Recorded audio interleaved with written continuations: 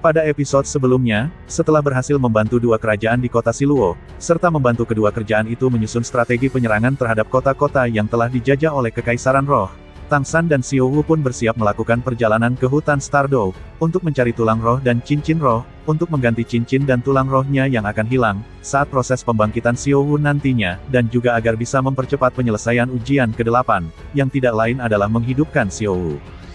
Sementara anggota Monster Shrek lainnya, akan tetap tinggal di kota Siluo, untuk membantu kedua kerajaan agar bisa memperluas wilayah kedua kerajaan tersebut, yang telah menjadi pusat organisasi dari dua kerajaan, yang dipimpin oleh Raja Siluo, seperti kesepakatan dalam rapat kerjasama antara dua kerajaan tersebut. Sementara, di lokasi yang berbeda, tepatnya di Kekaisaran Balai Roh Pelindung, Huelena yang saat itu mendapatkan informasi dari Xiu dan Yan, mengenai kemunculan Tang San dan anggota Monster Shrek di kerajaan Siluo, Huelena pun memutuskan untuk pergi memantau kondisi medan perang baris depan, bersama 20 pasukan elit, serta 5 spirit Doulu dari Kekaisaran Roh Pelindung, serta menyerahkan posisi pimpinan sementara kepada kakaknya.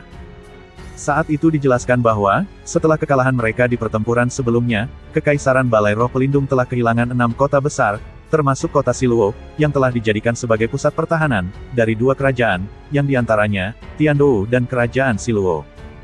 Sementara di lokasi yang berbeda, tepatnya di pinggiran hutan Stardew, tampak Huelena bersama para pasukannya, telah memasuki hutan tersebut, dengan niat agar dapat sampai dan bergabung bersama pasukan garis depan sebelum fajar tiba.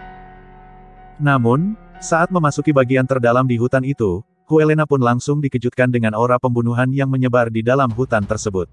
Bersamaan dengan itu, muncul sesosok makhluk manusia yang menyerupai kelelawar, yang dalam sekejap menghabisi semua Spirit Master yang pergi bersamanya.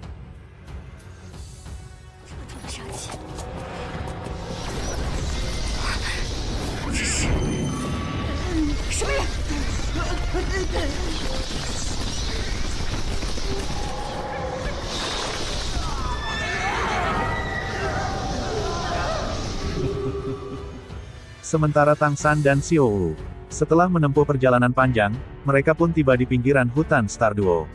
Saat sampai di pinggiran hutan tersebut, Tang San pun langsung mencium bau darah yang sangat menyengat. Mengetahui ada kejadian besar di bagian terdalam hutan, Tang San pun langsung menyembunyikan jiwa Xiao Wu di ruang penyimpanannya. Saat mengeluarkan palu Hao Tian miliknya, Tang San pun langsung menyadari, orang yang menyebarkan aura merah darah itu, sengaja menyebarkan aura tersebut, untuk menekan domain Dewa Pembunuh, yang berada di palu Hao Tian miliknya. Bahkan saat itu, cahaya Dewa Laut tidak mampu menetralisir aura darah tersebut. Menyadari akan hal itu, Tang San pun memutuskan untuk menggunakan mata iblis ungu, untuk mencari sumber dari aura darah yang menyelubungi seluruh area hutan.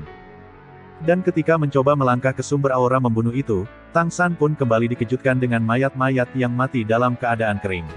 Saat itu, Tang San menyadari, di tempat tersebut baru saja terjadi pertarungan.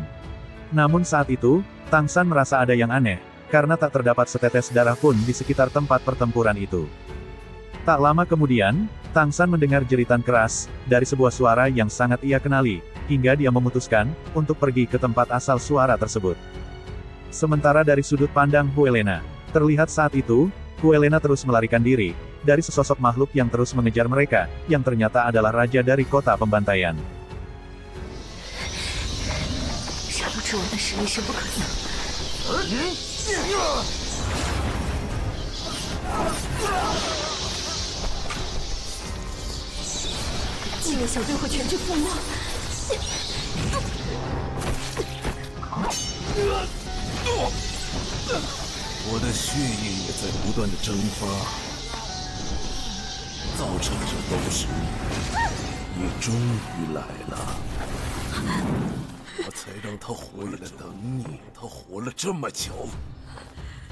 Di saat-saat genting, untungnya Tang San datang dan merilis rumput perak birunya untuk menyelamatkan Huelena.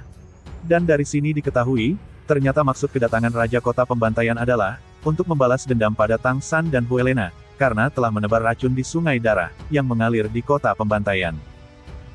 Saat mendengar kata-kata dari Raja Kota Pembantaian, Tang San bukannya takut dan malah tersenyum, sebab merasa terhormat dapat menghancurkan kota yang penuh dengan para kriminal tersebut. Melihat tingkah Tang San yang seperti itu, sang Raja Pembantaian pun, langsung merilis domain Dewa Pembunuh miliknya. Sementara Tang San, ia pun langsung merilis tombak Kaisar Biru Perak miliknya. Dan alangkah terkejutnya Tang San, saat melihat tombak kaisar biru perak miliknya, langsung lenyap ditelan domain Dewa Pembantaian. Diketahui, domain Dewa Pembantaian memiliki efek, yang dapat menekan semua kekuatan dari semua cincin roh. Sama seperti yang Tang San alami saat berada di kota pembantaian.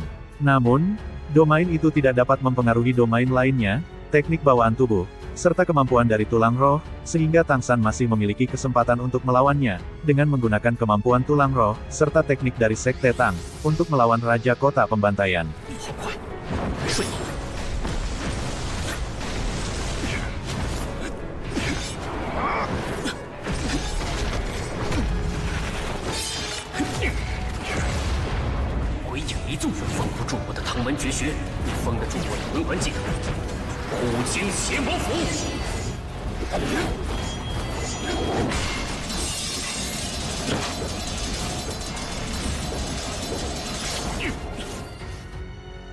Setelah melakukan pertarungan habis-habisan, Tang San pun menyadari, teknik dan kemampuan dari tulang roh, tidak cukup untuk menaklukkan Raja Kota Pembantaian. Dan menurut pengamatannya dari pertarungannya barusan, Tang San pun mengetahui, kalau ternyata domain tersebut, bisa ditekan dengan domain Dewa Pembantaian. Namun karena kekuatan domain Dewa Pembantaian milik Raja Kota Pembantaian yang lebih tinggi dari miliknya, ditambah lagi dengan arena pertempuran yang terjadi di tengah hutan Star Duo, maka Tang San pun memutuskan untuk menggunakan domain rumput perak biru miliknya, agar bisa memanfaatkan alam sekitar.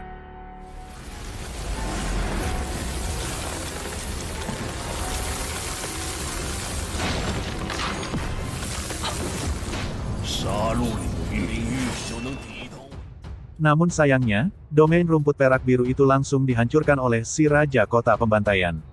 Melihat hal itu, Tang San pun memutuskan untuk menggunakan senjata terkuatnya, yaitu Trisula Dewa Laut, yang memiliki kekuatan Dewa Laut, yang bisa menekan seluruh aura kegelapan, termasuk aura kematian yang dipancarkan oleh Raja Kota Pembantaian. Melihat cahaya keemasan itu, Raja Kota Pembantaian pun langsung merilis sebuah palu, yang tidak lain adalah palu Haotian, untuk menangkis serangan Trisula Dewa Laut.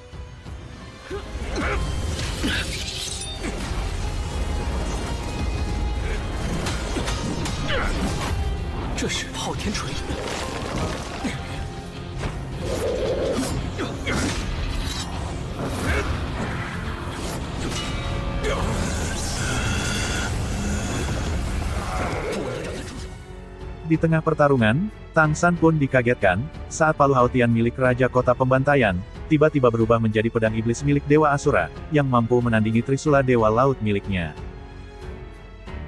Ketika dua senjata itu saling berbenturan, terlihat dua tekanan yang tampak seimbang.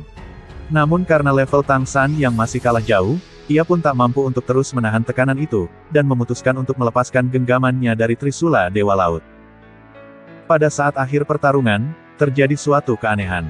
Di mana saat itu, Raja Kota Pembantaian yang seharusnya bisa membunuh Tang San dengan mudah, ia malah mengucapkan terima kasih pada Tang San, karena efek dari cahaya Dewa Laut yang dipancarkan oleh Trisula Dewa Laut, sudah menghilangkan aura iblis yang selama ini telah menguasainya. Bahkan saat itu, Dewa Pembantaian pun berhasil menyelesaikan ujian Dewa ke-9, yang membuatnya mendapatkan tubuh setengah dewa, dan scene ini pun mengakhiri pertemuan kita di episode kali ini. Akhir kata, Friska di sini pamit.